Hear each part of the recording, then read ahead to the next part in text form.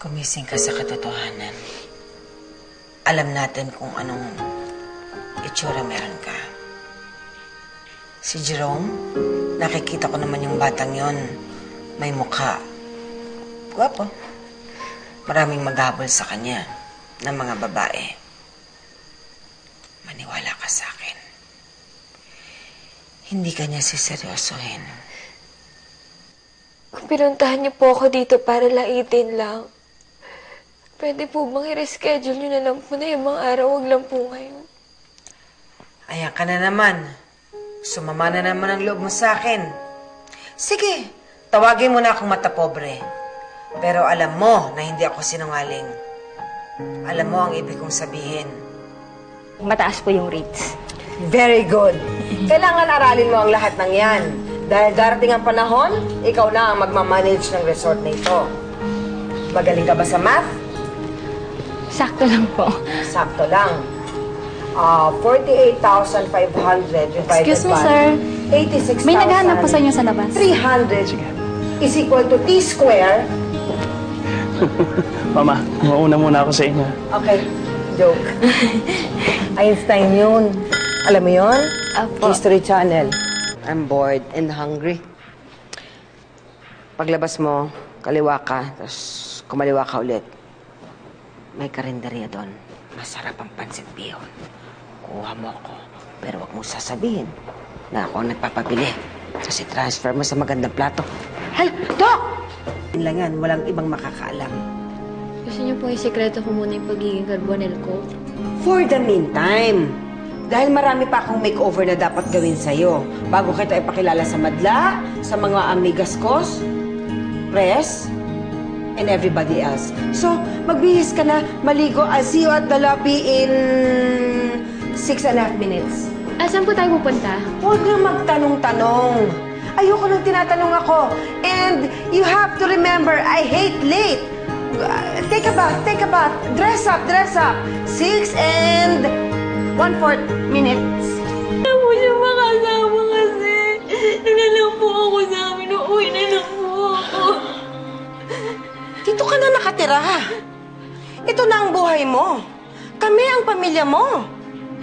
Hindi ko po pwede talikuran ka. Nagpalaki sa akin. Sige lang po, ayaw na po kayo. Ina na po ako. Gusto mong bumalik? Gusto mong balikan si Perlita? Sige! Balikan mo.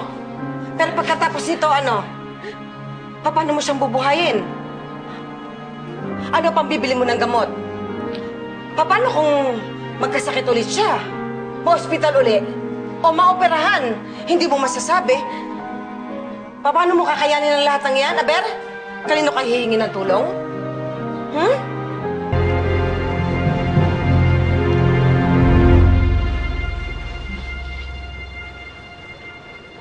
Ano nangyari? Ay, sorry. Yun yung...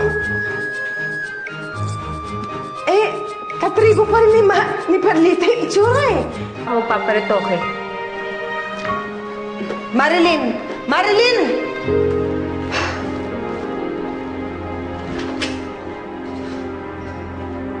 Apo ko nga.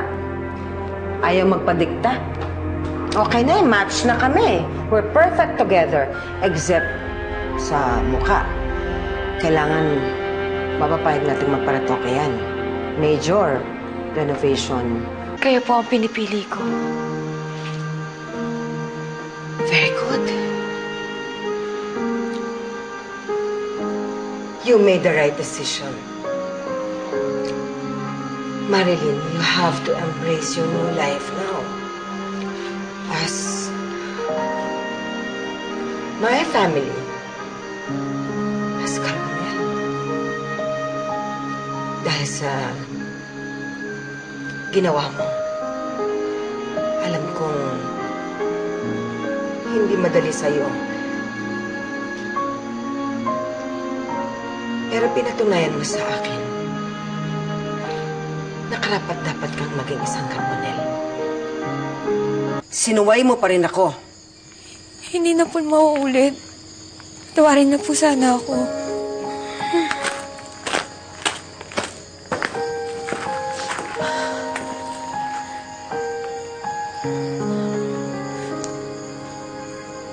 Pinapatawad naman kita. Ang importante sa akin, nagsasabi ka ng totoo. Dapat mong malaman na ayaw ko ang nagsisinungaling. Pinalis ko na po si Jerome. Kahit kailan, hindi na niya ako guguluhin pa. Good. Yan ang gusto ko sa'yo, Marilyn. Sinusunod mo ang lahat ng sinasabi ko. Hindi ka tulad ni Darlene, napakatigas ng ulo.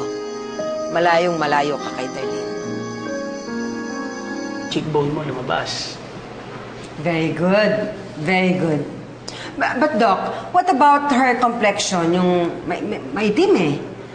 Right. Sabay-sabay na ang paggaling. Pati bot, Doc. Sabay na rin natin para lumaki yung... Oo, pwede rin, pwede rin. Ay, diba? Total package na tayo. Hindi na ho, huwag yun na lang ho galawin ito, tsaka ito. Ayos na ho ako sa mukha. Sigurado ka? Apo. Sa bagay, Doc, ang major problem lang naman talaga natin yung face. So, leave it as that. Doon na lang tayo sa mukha. Okay? Ziggy, what happened? Anong sabi ni Doktora? How's Marilyn? Ha? Stable lang ang kondisyon niya, Mama. Pero hanggang ngayon, hindi pa rin siya gumigising. Eh, bakit ganon? Siguro, okay lang naman siguro to ask for first, second, third, fourth, fifth opinion. I need a specialist for Marilyn. Bakit hanggang ngayon hindi pa siya nagigising? Dapat by now gising na siya, hindi ba? Call Dr. Oliver. Now. Mikay,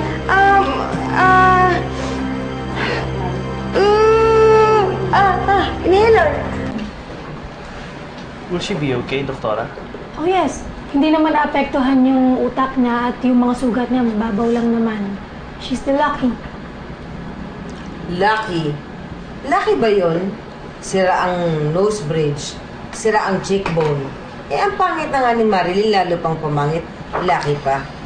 Siguro, na-realize ni Perlita, hindi kanya tunay na anak. Si Darlene ang tunay niyang anak. Kaya mas si Darlene ang dapat na pagbuhusan ng pagmamahal at atensyon. At ikaw naman, kami na ang bahala sa'yo. Ako ang bahala sa'yo. Pahalagahan kita. I will take care of you. Ang bahala sa'yo. Hindi kita papabayaan.